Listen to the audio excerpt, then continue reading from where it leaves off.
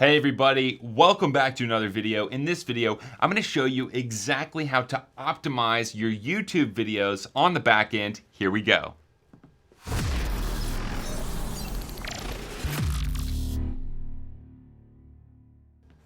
All right, ladies and gentlemen, welcome back here. This is a video I just did, and I wanted to talk about how to do some back-end YouTube optimizations. So, the first thing you're gonna need is called TubeBuddy.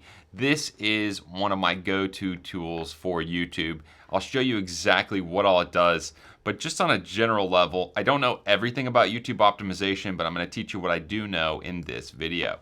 So, as you're uploading a video in the back end here, you obviously want to have the title, you want to have a description, and these elements are very important because, when people are searching, these are the keywords that are going to get found in YouTube, and then they'll actually see part of your description on YouTube. So you definitely want to have some information on, hey, in this video, I'm going to show you XYZ. The links down below, they do truncate part of this, so I think you stop seeing somewhere in here of the links below, and then they have to click more information. So those are important as people watch your videos, like your content, they'll want to see more. Then you've got the thumbnails. So the thumbnails are very important because, if people like your thumbnail, they'll click on your video, and alternatively, if they don't like your thumbnail, they won't click. So you definitely want to have a good thumbnail. But what's awesome about TubeBuddy here is you can create a thumbnail right inside of the YouTube Studio from your video. Check this out. You can take a still frame from the video. Let's say I wanted to use this frame right here. I would adjust it a little bit. Maybe it's not exactly right. I want to be pointing up. There we go. Let's use that. Hit continue. Look at this. I can then add some basic text right here. And I can modify it down below maybe, and then I can even throw in a shape. Watch this. Hang with me here. Okay, let's make it black, and then let's send it backwards. I believe there we go. We've got a decent little thumbnail. This is not great, but hey, it's better than just a static image. You could talk about your product or whatever it is you're talking about in the video, add some text here. You can also do a little bit crazier stuff, so hang with me here. Watch this. Let's delete that. Let's do this. Check this out. Look, we could add it to the side here. We could even change the color. Look at that. When you click on that, okay. So once you have it how you want it, you hit continue, and then look, it shows you how it would look compared to, that's compared to me. That's funny. Actually, that's better. I like this one better I just created than this one, best YouTube camera. So that's what you're gonna get, and then you just hit save and publish, and it'll literally save it and publish it right there. So as you scroll down here, they've got this new checkbox, is your video made for kids? My content is not made for kids, so I have to hit no. Unless it's specifically made for kids, you've got to hit that. Now, here's where we get into tags. This is really fascinating because they give you a lot of back-end data on this one of what the tags do. So, for example, this one I'm talking about, the best YouTube cameras under $500.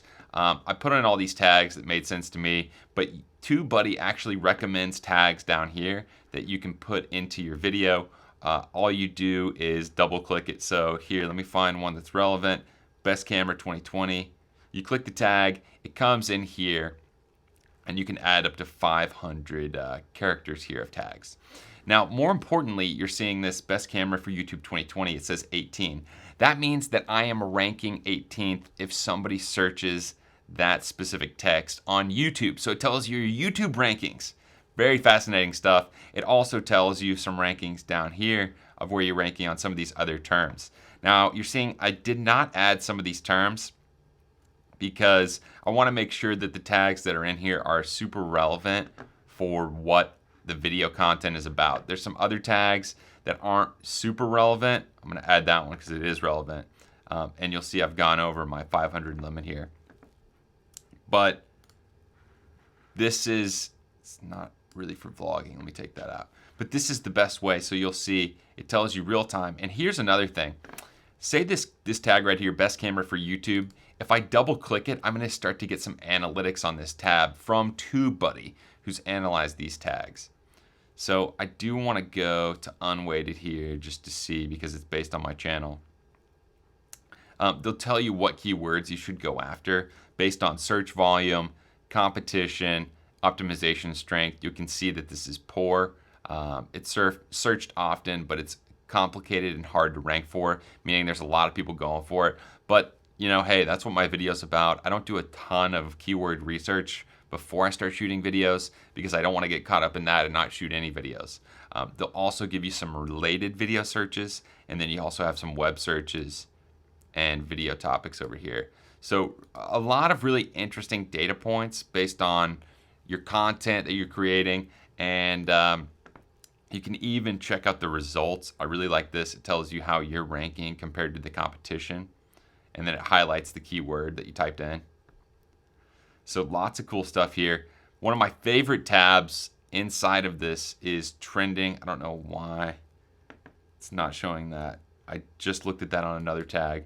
But even the historical data, look at this. People have been searching this over the last year. This is from Google Trends. Again, good data point here that you can start to understand. Are people searching more for this tag, less for this tag? Is it a popular topic? Is it about to blow up? And then this one's pretty cool, the map that you can see where in the world people are searching for this in the search interest. So a lot of interesting data points inside of that. You can get caught up in that.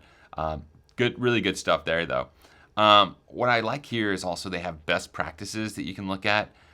Get a like on Facebook. Make sure you add info cards. Add to a playlist. You know, playlists are a great way to get more views and exposure on your video content, because you can, you know, do a series of videos on a topic and then add them to a playlist, and then people watch them one after the other after the other. And then a couple other things you can do. You can see I've done most of them. Again, just YouTube best practices on things you should do for your videos. That's pretty much it on the YouTube optimization. Again, this is kind of a basic introduction. I'll link to TubeBuddy down below. Would definitely recommend it. It's also got a Chrome plugin that you can use that'll give you some more data and information on YouTube when you're just looking at YouTube on other creators and things like that. But a lot of really good things that you can see in the back end, and just helping you do some of this stuff instead of manually trying to pull all of these tags in. So it helps you save time. It helps you get more video views. I would highly recommend TubeBuddy, and you should definitely check it out if you're a YouTuber and trying to create YouTube content. So that's my video on TubeBuddy. Let me know what you think down in the comments below, and I'll see you next time. Thanks.